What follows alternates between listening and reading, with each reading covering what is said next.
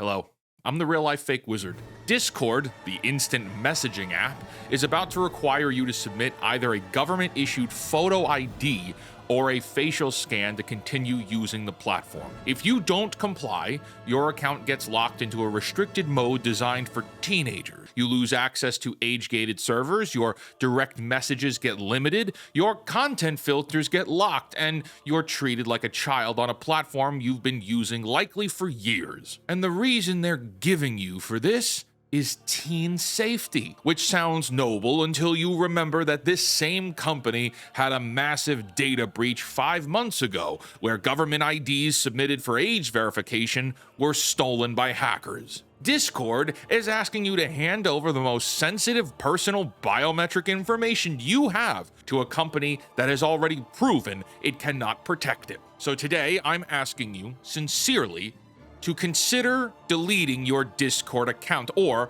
to start preparing to. I know that sounds dramatic. I know Discord is where your friends are, where your gaming groups are, where your communities live. I understand that. But what this company is doing right now represents something much bigger than one app. And I hope by the end of this video, you're going to agree with me that this is a line that should never be crossed.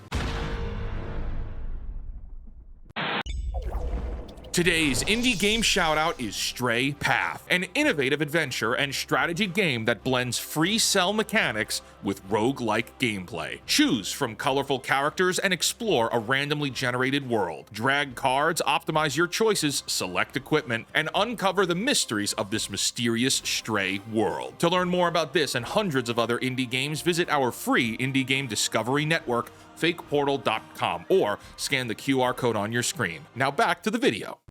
Alright, so what is actually happening with Discord? Well, in early 2026, Discord announced a global rollout of mandatory age verification features set to begin this March. The system works like this. Discord has built an AI model that analyzes your account behavior. Things like how long you've had the account, what devices you use, and patterns in how you interact with communities. And then it uses that data to make a guess about whether you're an adult or a minor. If the system decides you're an adult with enough confidence, you're fine. If it doesn't, or if you want access to anything that's age-gated, you need to verify. And verification means one of two things. Either you upload a government-issued photo ID, like a passport or a driver's license, or you submit a video selfie for what they're calling facial age estimation. If you refuse to do either of those things, your account gets permanently set to what Discord is calling teen by default mode. That means no access to NSFW channels, restricted direct messaging, no participation in voice stage events at all, and locked safety filters that you cannot change on a platform that you might have been using since 2015. Where you might run a server with thousands of members, where, like myself, you might conduct business, coordinate creative projects, or maintain relationships with people all over the world. If you don't hand over your face or your ID, you lose functionality. That's the deal. Now, Discord is framing this like it's a child safety initiative, and I want to address that right away because it is very important. Protecting children online is a real problem. Predatory behavior on platforms like Discord is documented and serious, and I'm not going to sit here and pretend otherwise. But the question isn't whether child safety matters, because of course it does. The question instead is whether this is the solution. Is requiring every adult user on the platform to submit biometric data or government identification to a private company a proportionate and trustworthy response to that problem? I certainly don't think it is. And I think when you look at what Discord has actually done with sensitive user data in the very recent past, the answer is obviously no. In October of 2025, a third-party vendor that handled age verification and customer support for Discord was compromised by hackers. The attackers had access for approximately 58 hours, during which they extracted data from support tickets. That data included names, email addresses, IP addresses, partial billing information, and here's the big one, government-issued ID images, passports, and driver's licenses. The exact kind of documents that Discord is now asking every user on the platform to submit. Discord said the breach only affected about 70,000 users. The hackers claimed it was closer to 2 million. Discord disputes that number and says the hackers were exaggerating for extortion purposes. But even if we take Discord's numbers at face value, 70,000 people had their government ID stolen because they trusted this company with that information. That's 70,000 people who now have had their personal passport photos floating around in the hands of criminal organizations. And that data doesn't expire. You can't just change a password, right? You can cancel a credit card, but you cannot change your face. Once biometric data is compromised, it's compromised permanently. And now, 5 months later, this same company is telling every single one of its 200 million users to hand over the same type of data. They switched to a new third-party vendor after the breach, which I'm sure is very reassuring to the 70,000 people whose passports are already out there. Don't worry, you guys, we found a different company to lose your data this time. Wizard, I don't understand. Why is biometric data specifically so dangerous? Yeah, most people think facial scan and they think it's like unlocking their phones. In this case, it's not. When you use Face ID on your iPhone, that data is stored locally on a chip inside your device. It never leaves your phone. It's never uploaded to Apple servers. What Discord is asking for is fundamentally different. You are submitting your facial data or your government ID to a third-party verification service, which processes it on their servers, which means it exists outside of your control the moment you hit submit. Discord says the data is deleted after verification, and maybe it is, but we've had one too many stories of social media companies who promise to delete biometrics and then it turns out they didn't do it at all. In a 2024 settlement, Zuckerberg's Meta agreed to pay $1.4 billion for unlawfully capturing facial geometry data from users without consent and lacking a proper deletion schedule, leading to a prolonged retention of biometric identifiers. That's a lot of words to say they were holding onto your face for a lot longer than they should have, and without your permission. This is not the only time Meta has been caught recklessly managing user biometrics either. They've been sued many times before. In 2025, not too long ago, a class action including Snapchat's Snap company revealed biometric information was retained beyond necessary periods, contrary to Snap's assurances in their privacy policies. Again, this was just last year, and it was Snapchat. Pretty big deal. TikTok has faced lawsuits for scanning users' faces in video effects without disclosing retention schedules or ensuring timely deletion. They've been indefinitely storing your biometrics too. I think my favorite one of these, because there's a lot, is the T app, a platform for women to visit and trash talk all the men they've dated. To join the platform, it required selfies and government IDs for verification, promising deletion after review. However, a 2025 breach exposed 72,000 images, including 13,000 verification selfies and IDs from pre-2024 users. Another company promising to delete biometric data, but didn't. Also, hey ladies, some unsolicited advice here. If 9 times out of 10 the dudes you're dating are assholes, that's not on the guys at that point, okay? That's on you. You've got a 90% failure rate. You are a bad judge of character, and you should look inward to figure that out. But, going on an app to bitch and moan is peak modern day culture collapse, am I right? Anyway, there are a lot more companies that have been tied up in lawsuits revealing they've been reckless and dangerous with your information. I've only named 4, but you also have Instagram, Twitter, Everalbum Inc., the photo company, Rite Aid, which is ridiculous, Google, and even a bunch of airlines have been sued over this.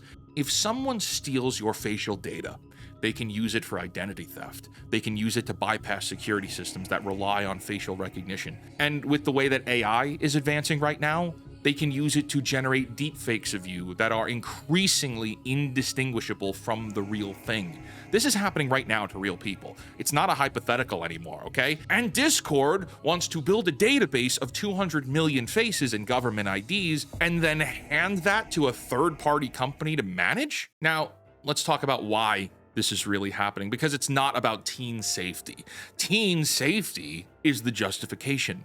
It's the thing they put in the press releases and the tweets that get ratioed to hell. But timing tells a different story. Discord is preparing for an IPO. They're planning to go public with a speculated valuation north of $15 billion. And when you're about to go public, you need to look good to investors. You need to show that you take safety seriously, that you're compliant with regulations around the world, like the UK. Age verification checks a lot of those boxes on paper, and they don't care if the implementation is good or not. They don't care if users trust it. They just want to be able to walk into a room full of investors and say, we have age verification. And all this is happening under new leadership. In April of 2025, Discord's co-founder Jason Citron stepped aside, and a guy named Humam Sakhnini took over as CEO. Sakhnini came from Activision Blizzard, where he was a vice chairman. And before that, he was at King, the company that makes Candy Crush. So now, Discord is being run by an Israeli management consultant whose entire career has been in maximizing revenue for gaming companies. I need you to understand, the decisions Discord is making right now are not being made for you. They're being made for Wall Street. You are the product being packaged for sale. Your data, your engagement metrics, your biometric verification compliance rates, all of that goes into a slide deck that gets shown to potential investors. And the fact that you might not want your face in a corporate database doesn't factor into that equation at all. But Wizard, every platform is going to require this eventually. It's just the way things are going, okay? Australia is banning kids under 16 from social media. The UK has the Online Safety Act. This is the future, and that's exactly why this moment matters. See, if Discord rolls this out and 200 million people just go along with it because it's convenient and because that's where their friends are, then yes, it does become the standard. Every platform looks at Discord and says, oh, they did it, and nobody left, so we can do it too. And then it's not just Discord asking for your face. It's every social platform. It's every gaming service. It's every communication tool. It's everything everywhere. It's not even just gaming at all at that point. It's another step towards worldwide surveillance and data control. And once that becomes normal, once submitting biometric data to private companies is just what you do to use the internet, you're never getting that privacy back. It'll be permanently gone.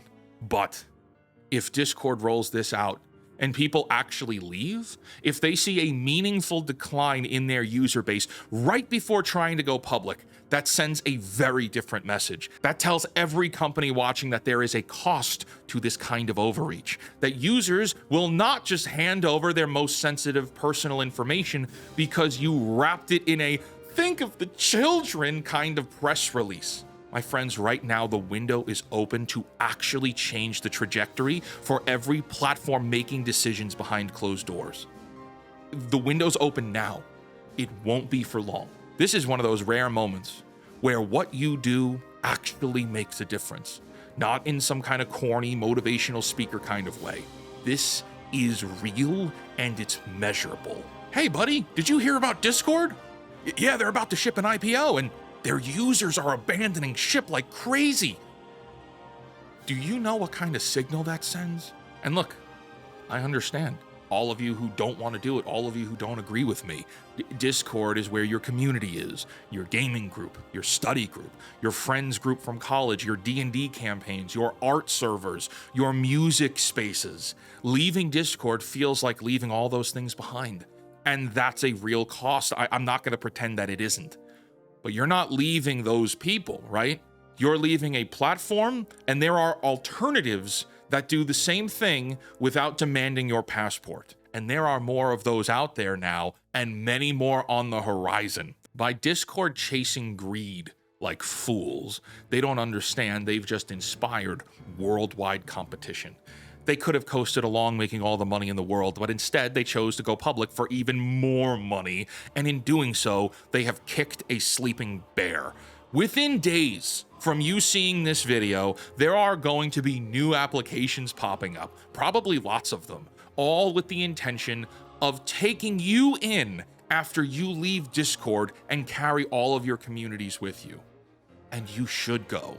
Within days, there will be a true Discord clone born to bury them. The only thing stopping you is inertia. And inertia is exactly what Discord is counting on here. They know you don't want to move your server. They know you don't want to reorganize your communities. They're betting that the inconvenience of leaving is greater than the discomfort of handing over your face. And for a lot of people, they would be right. My friends, we've been talking about this pattern on this channel for a long time. You used to own your movies and now you rent them from a streaming service. You used to own your music and now you subscribe to Spotify. You used to own your games and now everything is digital, always online, and revocable. And now a communication platform that was built on the promise of free, private, community-driven voice chat is asking for your biometric data so that they can look good in an investor presentation. It's the same pattern every time. A company builds something people love, people build their lives around it. The company goes public or gets acquired, and then the thing you loved becomes a vehicle for extracting more value from you, just in different ways. Your convenience becomes leverage, your community becomes a retention metric, and your face becomes a data point on a spreadsheet. And the pitch is always the same too. It's for your safety. It's for the children. It's just the way things are going. Everyone's gonna be doing it eventually. And every time people go along with it because switching is hard. And every time you do nothing, you give a little more of yourself. You give a little more of your freedom away because you don't wanna be bothered. So I'm asking you not to go along with it this time. Start making a plan to delete your Discord account. Tell your friends why. Move servers, move communities. Yes, it's inconvenient. Yes, it's a pain in the ass. But this company just had a data breach that exposed thousands of government IDs. And their response is to ask for more government IDs from more people. That tells you everything you need to know about where their priorities are. And it's not with you. You watching, you have power right now. But your power has a shelf life. Once the IPO happens and the money is raised and the executives cash out, your leverage is gone. The window where leaving actually hurts them is right now, today, this month, this week. You have a couple more weeks for February. March is right around the corner. Right now is where your power counts. Until next time, create, innovate, inspire others to do so as well. And for the love of God, cancel Disney Plus.